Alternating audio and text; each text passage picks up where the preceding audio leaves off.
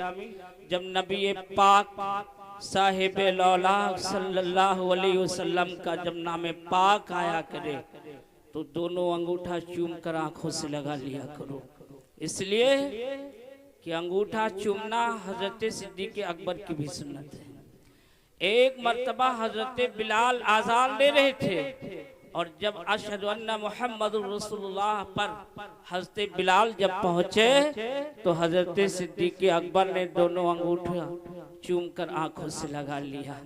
अजान के फरागत के बाद मेरे नबी अकरम सल्लल्लाहु अलैहि वसल्लम ने इरशाद फरमाया कि लोगों बताओ कि तुम लोगों में से किसी ने देखा है कि आज मेरे सिद्दीक ने क्या किया है?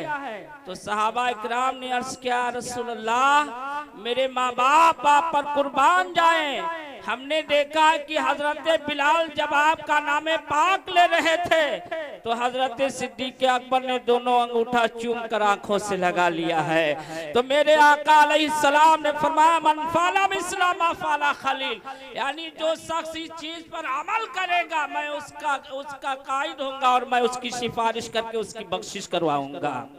और हजरत आदम ने भी चूमा है। अल्लाह तबारुक व तआला ने जब हजरत आदम को पैदा फरमाया तो फरमाए आदम फारफा रासहु फरआ नूरन मुहम्मदिन फी शरारतिल अर्शी फकाला या रब्बी मा हाज़ल नूर मिन ज़ुर्रियतिका इस्महु फी समाई अहमदु फिल अर्दि मुहम्मदुन लौलहा मा खलक़तुका वलस समा वल अर्द। आदम से रब फरमाता है आदम फरफारासहु अपना सर ऊपर उठाओ। हजरत आदम ने जब अपना सर ऊपर उठाया तो अर्श के पर्दे में एक नूर देखा। तो अर्ज किया मौला ये क्या है? तो रब फरमाता है मौला ये क्या है? तो हुक्म होता है ये नूर एक नबी का है जो तेरे औलादों में से उसका नाम आसमानों में अहमद होगा और जमीन में मोहम्मद सल्लल्लाहु अलैहि वसल्लम होंगे। ए आदम अगर ये नूर ना होता तो मैं तुझे पैदा ना करता, न चांद न सूरज किसी चीज का वजूद ही नहीं होता। तो हजरत आदम ने रब्बे करीम की बारगाह में फरियाद क्या मौला ये मैं नूर देखना चाहता हूँ। तो अल्लाह ताला ने उस नूर को हजरत आदम के नाखून में जाहिर कर दिया। तो आपने फर्ते मोहब्बत से चूम लिया तो पता चला कि ताजी में मुस्तफा के लिए अंगूठा चूमना हजरत आदम की भी सुन्नत है। तो दोस्तान मोहतरम ज्यादा वक्त ना लेते हुए आपसे अर्ज ये करना चाहता हूँ कि रब्बे करीम का हुक्म है कि ए ईमान वालों अल्लाह से डरो और सच्चों के साथ हो जाओ। तो अल्लाह से डरने का मतलब क्या है? अल्लाह से खौफ कहाँ मिलेगा, डर कहाँ मिलेगा? क्या तुम्हें अपने घरों में अल्लाह का डर मिलेगा? क्या घंटा घर पे तुम्हें अल्लाह का डर मिलेगा या गिरजा घर में तुम्हें खौफे खुदा मिलेगा? अगर तुम्हें खौफे खुदा मिलना है और अल्लाह से डर को खौफ तुम्हें अगर आना है तो औलिया इकराम की बारगाह में खौफे खुदा तुम्हें मिलेगा। अल्लाह वालों के यहाँ तुम्हें खौफे खुदा मिलेगा। तो ए बुजुर्ग ए लोगों अल्लाह से डरो सच्चों के साथ हो जाओ। तो आओ प्यारे सच्चे कौन है, कहाँ रहते हैं? तो उनके बारे में भी कुरान कहता है कि वो नबीयीन है, वो सिद्दीकीन है, वो शुहदा वो सालिहीन है, औलिया अल्लाह है। यानी हजरत सैयद सालार मसूद गाजी सच्चे हैं, ख्वाजा गरीब नवाज सच्चे हैं, गौसे आजम सच्चे हैं, औलिया इकराम सच्चे हैं। इनके साथ हो जाओ तुम्हारा बेड़ा पार हो जाएगा। ये दुनिया वाला कोई नहीं कहता है बल्कि ये कुरान का रब का हुक्म है कि अल्लाह से डरो और सच्चों के साथ हो जाओ। और जिन जिन लोगों ने अल्लाह से डरे और सच्चों के साथ हो गए उन्हीं के लिए कामयाबी है, उन्हीं के लिए बुलंदी है। आओ जरा गौर करो, आओ देखो अशरफ अली थानवी ये भी आलिम था, बड़ा ज़हीन था, बड़ा काबिल था, बड़ा दानिश्वर था। इस्माइल देहलवी बड़ा काबिल था, ताहिर गयाबी बड़ा आलिम था, बहुत अपने आप को आलिम कहता था, लेकिन इसने आज तक इसने सच्चों का दामन नहीं पकड़ा, इसलिए गुमराहों के दहलीज में भटकता रहा, इसलिए इसको राह ना मिला। और मेरे आला हजरत इमाम अहमद रजा फाज़िल बरेली ने आले रसूल रसूलुल्लाह का दामन पकड़ लिया है तो आज उनके लिए बुलंदी है, आज उनके लिए तमाम चीजों के रब ने उनके लिए नियामतों का ज़ख़ीरा लगा दिया है। तो प्यारे अल्लाह से डरो और सच्चों के साथ हो जाओ। तो ये सच्चे लोग हैं, इनका अगर तुमने दामन पकड़ लिया है तो तुम्हारे लिए हिदायत और नसीहत दुनिया में भी है और आखिरत में भी है।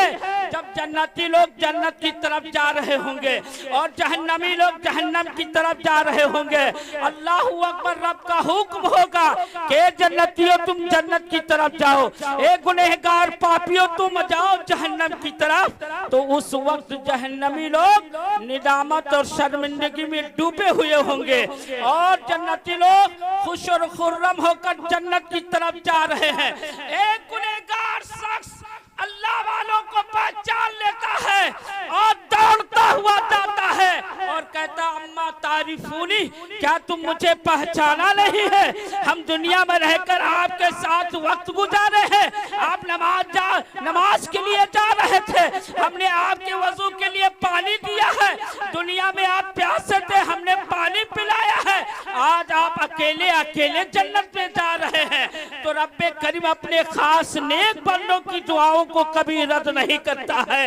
फिर वही अल्लाह का नेक बंदा, वही जन्नती आदमी उस गुनहगार की सिफारिश करता है, ए परवरदिगार आलम, अपने प्यारे नबी के सदके में इस शख्स की बख्शिश अता फरमा दे।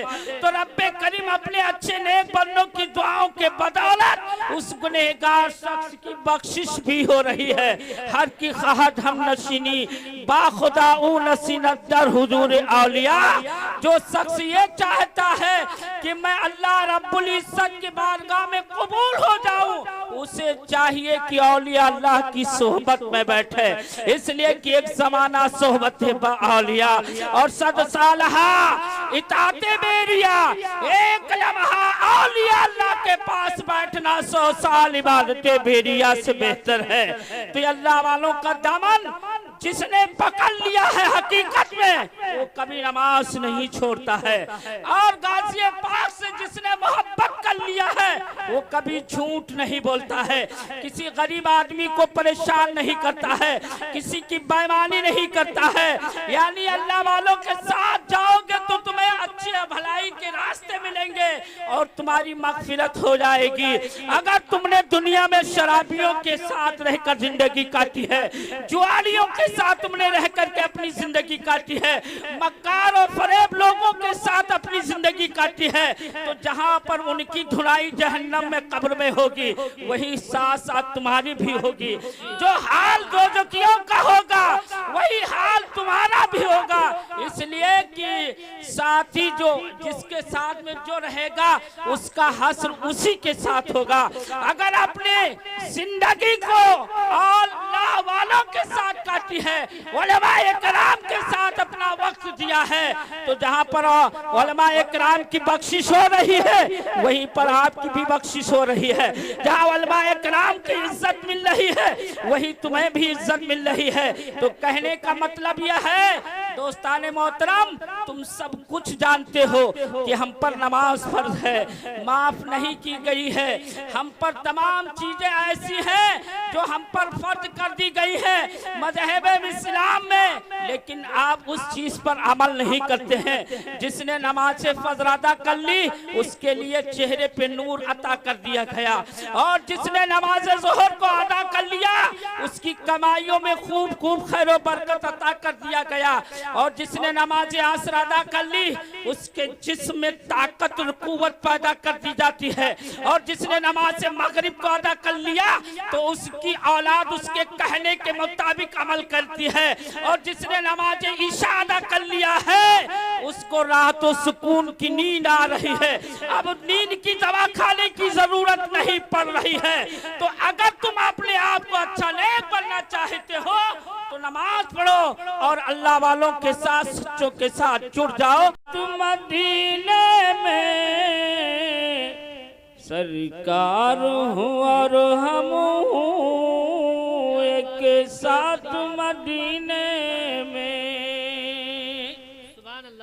सरकार हो और हम एक साथ मदीने में, बरसों से मेरे दिल में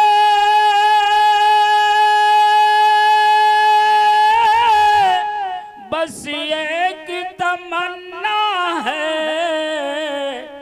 आका को सुनाऊं मैं एक नात मदीने में, आका को सुनाऊं मैं एक नात मदीने में। और दुश्मन हो ज़माने में जब तैबा को पहुंच जाना, दुश्मन हो ज़माने में जब